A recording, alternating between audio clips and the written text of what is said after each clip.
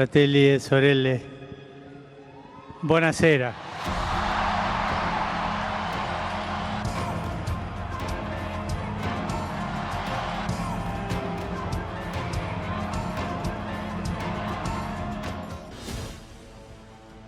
ईसाइयों के धर्म गुरु और दुनिया के सबसे बड़े धर्म गुरुओं में से एक पोप फ्रांसिस का निधन हो गया है।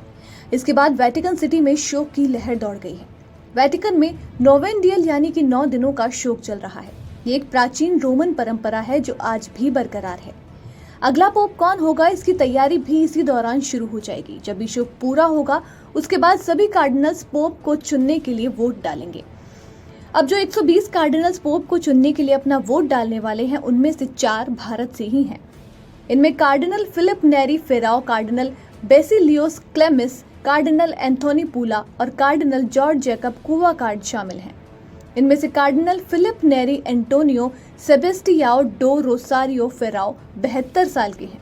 वे गोवा और दमन के मेट्रोपॉलिटन आर्क बिशप, भारत के कैथोलिक बिशप सम्मेलन के अध्यक्ष और एशियाई बिशप सम्मेलन संघ के अध्यक्ष हैं।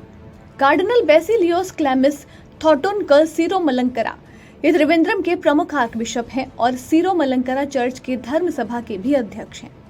कार्डिनल एंथोनी पूला 63 साल के हैं और हैदराबाद के मेट्रोपॉलिटन आर्क बिशप हैं। कार्डिनल जॉर्ज जैकब कुवाकार्ड 51 साल के हैं और वो एस एंटोनियो डी पाडोवा के कार्डिनल डीकन और सरकोनव लाजियोन अप्पिया और अंतर धार्मिक संवाद के लिए डिकास्ट्री के प्रीफेक्ट हैं। तो ये होंगे जो अगला पोप चुनने में अपना मतदान करेंगे। बता दें कि 19 अप्रैल तक दुनिया में कुल 252 कार्डिनल्स हैं, जिनमें से 120 नए पोप को चुनने के लिए एक सम्मेलन में वोट डालने के हकदार हैं। अब पोप के चुनाव के बारे में एक खास बात और आपको बताएं तो जब ये प्रक्रिया चल रही होती है तो सिस्टिन चैपल की चिमनी से निकलने वाला धुआं ये बता देता है कि अंदर क्या चल रहा है।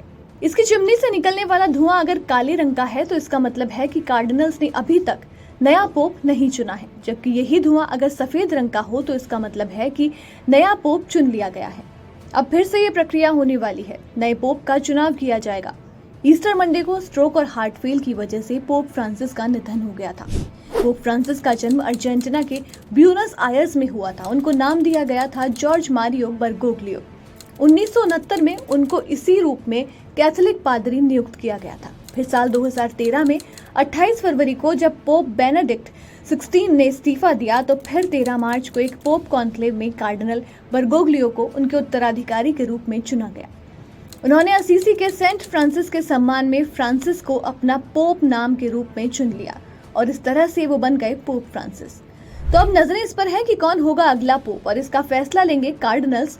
वो कार्डिनल जिनकी उम्र 80 साल से कम है वो ही इसके लिए वोट कर सकते हैं। मौजूदा नियम के अनुसार 120 कार्डिनल ही इसमें वोट डालने के लिए एलिजिबल हैं, जिनमें से 4 भारत से ही हैं।